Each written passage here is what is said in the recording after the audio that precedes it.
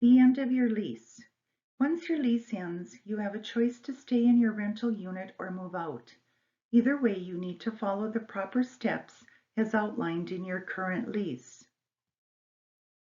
Your lease will either be a monthly lease with no specific end date and will continue each time you pay the rent, or a term lease that states how long your tenancy will last. Sometimes after your first term has ended, your lease may automatically renew if your landlord provides you a written notice. If you don't receive a notice, it will change over to a month-to-month lease. Lease renewal. Renewing your lease can be a chance to discuss and make new changes, like the rent amount or length of your lease. Be sure to get a copy of the new lease and keep it with your records. Moving out. If you choose to move out at the end of your lease term, it is important to follow the process listed in your lease. You may have to provide 30 or 60 days written notice to your landlord, depending on what type of lease you have. To make sure that you get your security deposit back, leave your unit clean and in good shape.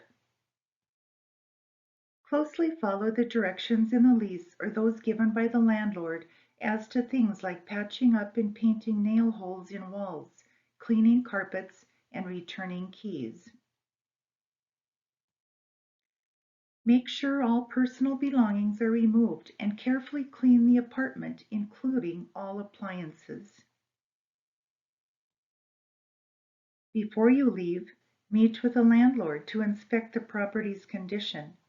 Make sure you bring along your check-in sheet, which listed any damages or issues that existed when you first moved in. Make sure all back rent and utility bills are paid. Call the utility companies to shut off services. Complete a change of address with the post office and provide your new address to your landlord. If your landlord must make any repairs due to damage done by you, clean the apartment, remove any belongings you left behind, or if you owe back rent, this will be subtracted from your security deposit. Your landlord must provide you with a detailed list of expenses. If you disagree with any expense, discuss them with your landlord and have proof or photos ready to provide to them. Your security deposit plus any interest earned on it, minus any repair or damage expenses, must be returned to you within 30 days of leaving the unit and the lease ending.